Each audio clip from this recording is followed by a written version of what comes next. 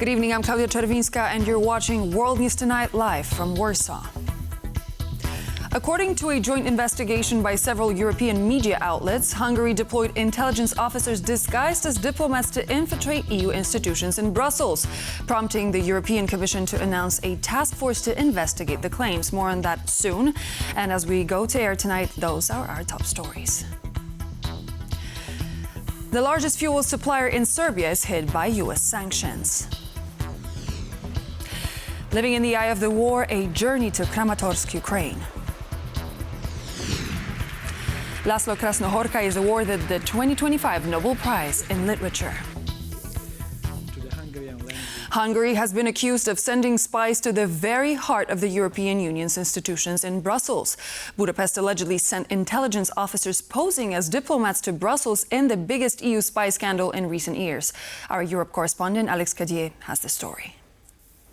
Well, this allegation of espionage by the Hungarian government certainly rocking Brussels. It comes as a result of a joint investigation by German, Belgian and Hungarian news outlets alleging that Hungarian intelligence officers posing as diplomats here in Brussels were trying to get contacts within the European institutions, offering money, targeting Hungarian nationals working for the EU institutions, trying to get access to sensitive information within the European Union. We understand that one of those pseudo-diplomats allegedly was seconded to the European Commission working on security issues and had access to sensitive material. Now, of course, these are just allegations for now, based on media reporting, but nevertheless, the European Commission taking those allegations seriously and saying it will investigate. The Commission is taking note, of course, of all the reporting on the subject matter today, according to which there have been espionage operations pursued by a Hungarian intelligence service against the EU and members of its staff. The Commission takes, as usual, such allegations very seriously, and we remain committed to protecting Commission staff. Now, of course, these questions of espionage will put a lot of pressure on Budapest to explain itself. For now, the Hungarian foreign minister saying that these claims have no basis. In fact, denying that this espionage happened. It goes back to 2015-2018 when Brussels was locked in a battle with Budapest over rule of law reforms. Another big question for Oliver Varhelyi. He was the Hungarian ambassador at the permanent representation to the EU at the time where these fake diplomats were working. He is now the Commissioner for Health. There will be questions as to whether or not he knew this espionage was happening, and questions as to why the European Commission did not know any of these things was happening in their headquarters. For now, a lot of serious allegations of Hungarian espionage, an unprecedented move for an EU member state to be targeting EU institutions, a lot of unanswered questions. In Brussels, I'm Alex Cadier for TVP World. Filling up the car is going to be an increasingly more expensive endeavor for Serbians, as Thursday saw the country's major oil and gas supplier Niš struck by U.S. sanctions. Why Niš and why now? Russian Gazprom is the majority shareholder, and as the Russian energy sector is subject to a U.S. clampdown, Serbia's main refinery will inevitably be affected. Our Balkan correspondent Paweł Trzaskowski explains this in detail. Customers are filling up their cars at Niš gas stations. But maybe not for long. I am worried about whether we'll have fuel and whether we'll be able to function normally, like any other normal country. These worries stem from the fact that Niš, the biggest diesel and gasoline supplier in Serbia, has been hit by US sanctions. The Serbian state is only a minority shareholder, with Russia's Gazprom owning more than 56% of shares.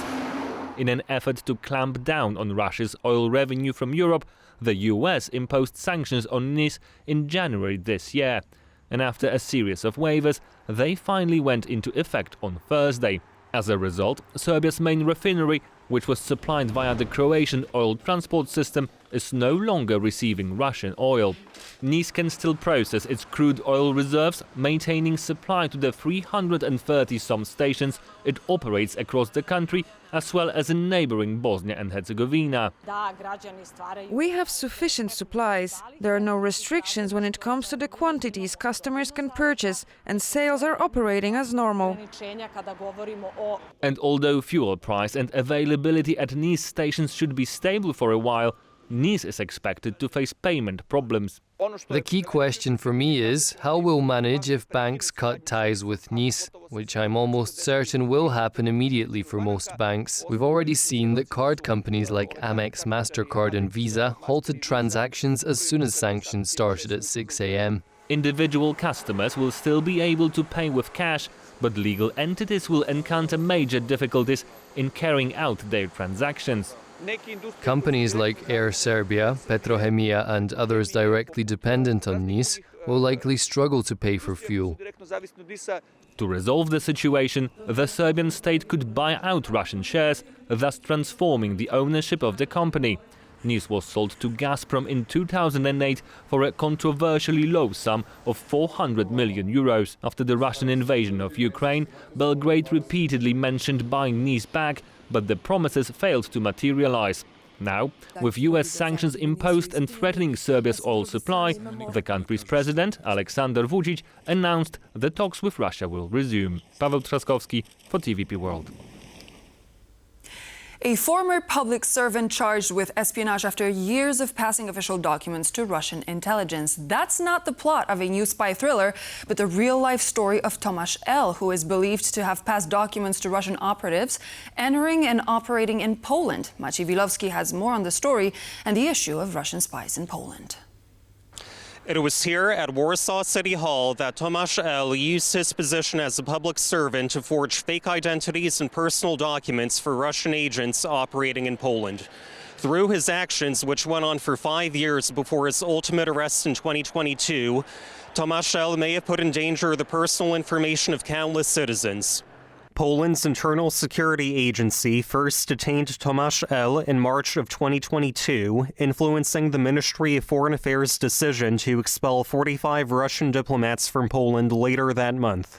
Russian agents are known for keeping a low profile, often blending in with refugees and asylum seekers entering Poland. The Russians are the world's experts at hiding people inside of those refugee streams who are not really refugees, and then finding ways that once they get into country to change that person's identity. Russia has also conducted espionage on a different front, the web. According to research from private security firm ESET, Poland was the world's #1 target for ransomware attacks in the first half of 2025, accounting for 6% of all such incidents globally. Most of these, according to Poland's Ministry of Digital Affairs, originated from Russia and Belarus. The Russians do something that we're not allowed to do in Western countries that operate on the basis of the rule of law, and that is you've got over 1 million Russian hackers working for a few dozen cybercrime gangs in Russia. As part of its efforts to counter hybrid threats, Poland's government has imposed sanctions on companies suspected of ties with the Kremlin. On Tuesday, 2 more companies and 3 individuals with links to Russia's steel industry were added to that list. Together with uncovering Russian espionage, actions like these are a step forward in countering the Kremlin's hybrid warfare. Maciej Wilowski for TVP World.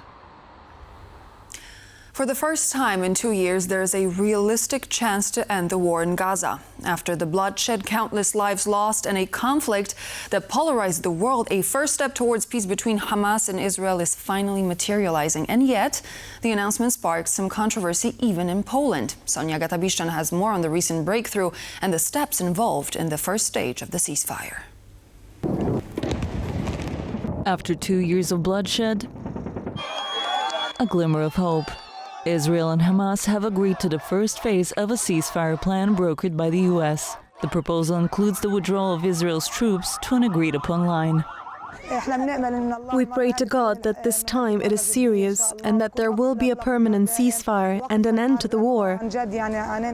The plan also includes the release of hostages held by Hamas. Avishai David, father of Israeli hostage Evitar David, is counting down the days till he sees his son again. Great excitement, tremendous excitement. Even though for now it's only on paper, just signatures, nothing tangible yet. I want to see him, feel him, touch him. Polish Foreign Minister Radosław Sikorski welcomed the ceasefire development at a conference on Thursday, after an audience member confronted him for not calling the situation in Gaza a genocide. What is happening in Gaza, and hopefully coming to an end, is of course a terrible catastrophe. And I am not excluding that war crimes have been committed there, to make it clear. But it is not for me to judge this. And secondly, not every war crime is a genocide. Since October 2023, over 67,000 people are believed to have been killed in Gaza, including more than 500 aid workers. Among them, Damian Sobol, Polish national working for the World Central Kitchen, who was killed in an attack by Israeli forces in 2024. Free Palestine! The deteriorating situation in Gaza prompted protests around the world. And other initiatives aimed at alleviating the humanitarian crisis, like the Gaza Sumud flotilla. Having intercepted its vessels approaching Gaza, Israeli forces detained the activists, including Eva Yashevich, one of the Poles who were part of the flotilla, who returned to Poland on Wednesday evening after being deported by Israel. We were subjected to humiliating treatment, denial of food and water in the prison. But I really want to emphasize that this is absolutely nothing compared to what the 11,100 Palestinian prisoners are dealing with on a day-to-day basis.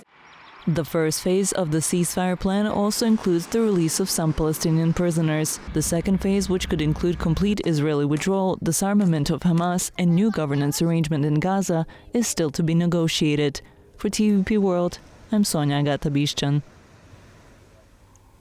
Poland will not comply with any decisions that could prove detrimental to national security. Simply put, Poland will not welcome in any migrants. That's how Polish President Karol Nawrocki opened a letter to Ursula von der Leyen, the head of the European Commission. In the message, Nawrocki discussed the migration issues Europe is facing, highlighting that Poland is not open to accepting any migrants, but is willing to help Europe fight the migration crisis on its borders. Filip Nowicki has more in his report.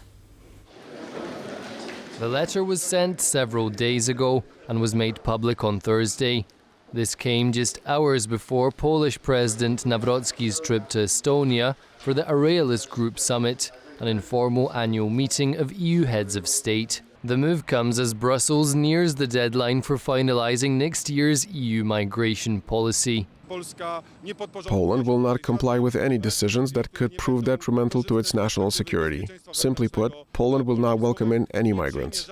It is clear to all of us that this particular aspect of the EU Migration Pact will not apply to Poland.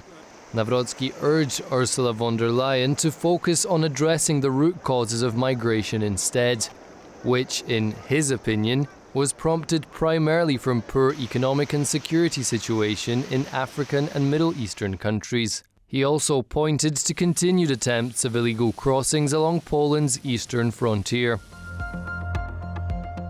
For over 4 years, Poland's eastern border has been under constant migratory pressure orchestrated by the Moscow regime through the Belarusian state and its security services. The Polish state allocates significant resources to ensure the security of the EU's eastern border and bears the costs of supporting war refugees from Ukraine. The EU Migration Pact, set to take effect in 2026, would relocate at least 30,000 migrants annually across the bloc. Countries refusing to participate would pay €20,000 per unaccepted person, a form of financial contribution rather than a fine. Poland says it will neither implement the pact nor pay the so-called migration tax, arguing it already hosts Ukrainian refugees. This comes as migration again dominates European politics. In Germany, Chancellor Friedrich Merz's government is tightening citizenship rules amid growing anti-immigration sentiment. Germany had a fast track, and we did not have a fast track. So they are rolling back on the fast track and keeping it as a kind of normal way of doing business, whereas we never had a fast track. Brussels could still launch infringement proceedings against Warsaw, though the pact allows alternative solidarity measures such as staff or financial support. No water, no electricity, no gas, and widespread destruction. That's the picture of the eastern Ukrainian city of Kramatorsk, a place still inhabited by over 45,000 people who won't or can't leave the city, the target of merciless bombing and abuse by Russia. But why have some people chosen to stay? Anastasia Yanchenko takes us on a journey to a war-torn city and a home to thousands of people. A warning, some viewers may find this footage disturbing. This is how the frontline city of Kramatorsk looked like before Russia's full-scale invasion of Ukraine. And here's how it looks now. The city, once home to around 200,000 people, now faces daily Russian attacks. Only about 45,000 residents remain, struggling to survive in extremely harsh conditions. There is no gas, and electricity and water are often cut off. Life here has become a daily struggle. It's terrifying. Daily shelling, a couple of times a day. Many people in our building have died, including my 88-year-old neighbor. This isn't life. I don't even know what to call it. When I go to bed, I say, good night and sleep well, and you never know if you will wake up tomorrow. Every corner here is a chronicle of the war. Every residential building has witnessed casualties. Natalia is one Kramatorsk resident who has learned to cope with this terrifying reality. We survive, just like all of Ukraine survives. For others, it may even be worse than it for us. War is war. Kramatorsk has long been within easy range of Russian missiles, which are far more powerful than drones. The number of buildings reduced to rubble continues to grow, and now Russians have begun using FPV drones controlled over fiber optic cables to target busy streets.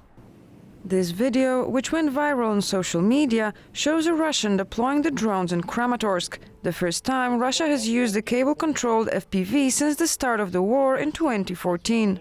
They can fly further because they are constantly connected to the network. Russians also attack towns in the Mykolaiv and Kherson regions using fiber-optic FPV drones. To protect residents, authorities have begun installing nets along local roads to block incoming drones. People in Kherson are living under the nets, and they can move only through the streets that are protected by the nets. Military experts warn that Kramatorsk, the largest Ukrainian-controlled city in the Donbas, is at risk of encirclement as Russian forces attempt to cut off all supply and evacuation routes. Over the summer, more than 100,000 people were evacuated from Ukraine's frontline regions. All of them have been left without belongings or homes, and now have to live in temporary evacuation centers. The explosion was right by my leg. Then I saw that my leg was hanging off and my arm was injured. There were no volunteers, no evacuation. The military got me out. Since 2022, nearly 5 million people have been temporarily displaced in Ukraine. The evacuation process continues, but not everyone agrees to leave. And here's the answer why. We all have hope, and hope dies last. So we believe that the war will end and we'll go on living in our homes. Laszlo Krasnohorkai has been awarded the 2025 Nobel Prize in Literature. Hailed as the Master of Apocalypse, he is the first Hungarian in 20 years to receive the award. Known for his open criticism towards Viktor Orban, especially in the context of his lack of support for Ukraine, the Krasnohorkai's books have been translated into 40 languages and adapted into films. Aisha Baji reports. The Nobel Prize in Literature for 2025 is awarded to the Hungarian author Laszlo Krasnohorkai, and the Swedish Academy honored him for his compelling and visionary oeuvre that in the midst of apocalyptic terror reaffirms the power of art. The 71-year-old is the first Hungarian laureate in over 2 decades, known for his dense, dystopian and melancholic prose, often called the contemporary Hungarian master of apocalypse. But to his neighbors, he is a normal man. He is normal with people. We shake hands when we meet. I am very happy, very happy. He deserves it very much. I think locals like him because he is very kind and he often visits people, especially elderly people. I talk to him a lot, but we don't talk about his professional things because he never boasts. Yet Laszlo Krasnohorkai has plenty to boast about. In 2015, he became the first Hungarian writer to win the International Booker Prize. I hope that with help of this prize, I find new and new readers in the English-speaking world. And I hope that much more books of mine will be translated and readers can read why I'm sit here. Several of his works, including his novels Shatantango and The Melancholy of Resistance, have been adapted into films, and he has been translated in 40 languages. This is very, very fair writing. It's somehow intertwined with our melancholic view of the Eastern and Central Europe. So we have these books like Melancholy of Resistance, and we can take all of this, singularity of his prose through this title. Although his victory may be a source for pride for Hungarians, it may not be so for the Hungarian government itself. Krasznahorkai is known to have criticized Hungarian Prime Minister Viktor Orbán, especially his lack of support for Ukraine after the Russian invasion. The Nobel Prize in Literature, the most prestigious in the literary world, honors a writer's entire career. He is a really good author, and in the Academy we award literary excellence. But the Swedish Academy has long faced criticism for underrepresenting women. Only 18 out of 122 laureates have been female, including Poland's own Olga Tokarczuk, who made history in 2018. The Nobel Prize comes with a diploma, a gold medal, and a $1.2 million prize. Laszlo Krasznahorkai will receive it from King Carl XVI Gustav in Stockholm on December 10th, the anniversary of the death of Alfred Nobel, the creator of the prize. For TVP World, I'm Aisha Badjo. And we are back to one of our top stories of today, the effect of delayed U.S. sanctions on Russian energy sector targeting Serbia's leading refinery, Niš. To talk about the effect of the sanctions, I'm joined by Carrie Longhurst, professor at Collegium Civitas in Warsaw. Thank you so much for joining me on the program today. You're welcome.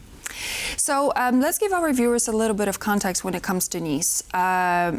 Majority of shares of Niš, so around 56%, belongs to the Russian Gazprom company. It's been sold, the majority of those shares has been sold in 2008 for a very, very small price of only 400 million euro. Do you think that Serbia, considering the situation, is going to try to buy out the shares from Gazprom, or is perhaps Vučić playing a sort of a tightrope game between actually being okay with Russia and having a good relationship with Russia while being quite okay with the West? Right. Well, I mean, he has to definitely come up with a strategic answer to this situation. The first thing you'll have to do is to deal with the immediate day-to-day effects of these sanctions upon households and upon businesses. Whether the government can afford to buy those extra shares in this company, I don't think so. It's a real strategic dilemma, and I can't see how the government is really going to deal with it in the immediate and long term as well.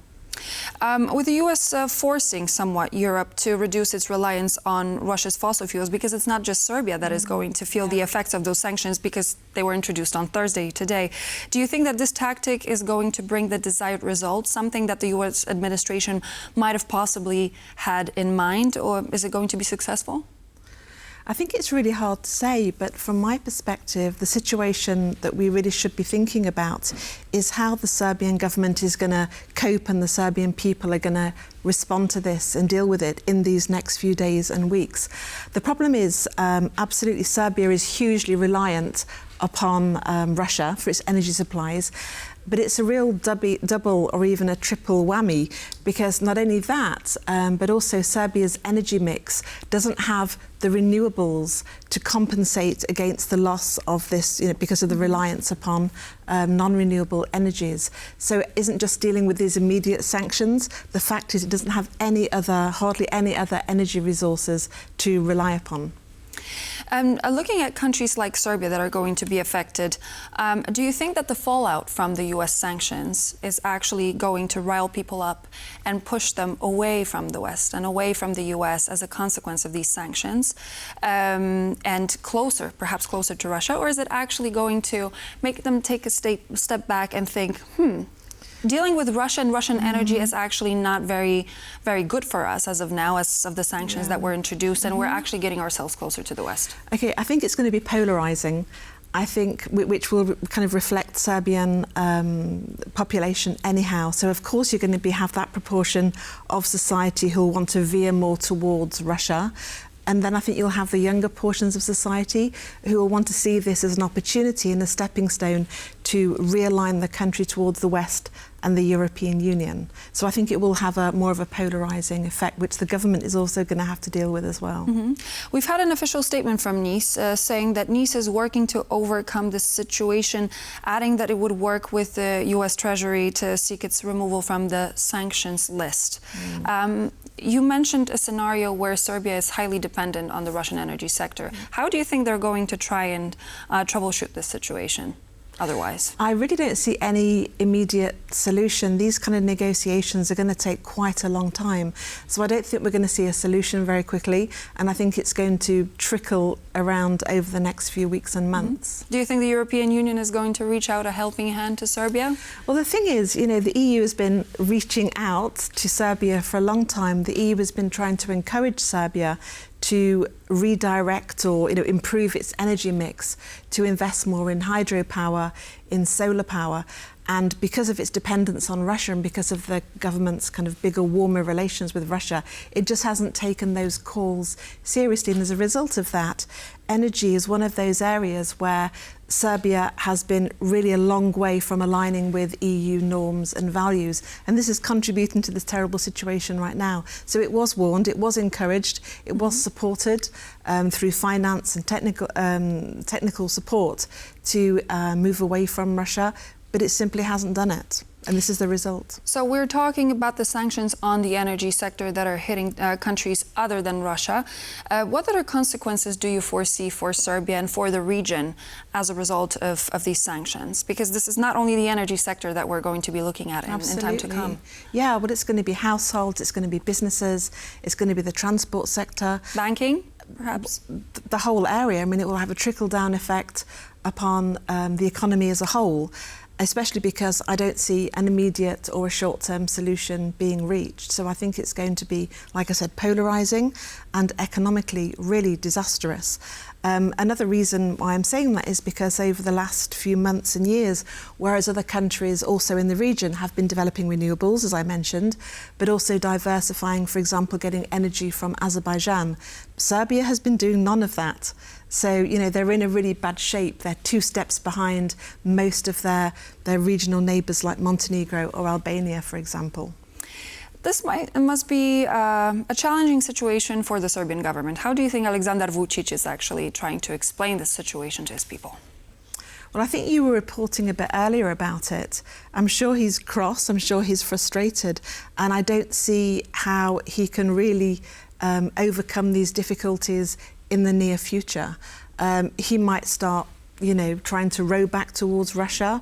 He might have a warmer approach towards the European Union and reach towards Brussels. If I was to advise him, that's what I would do.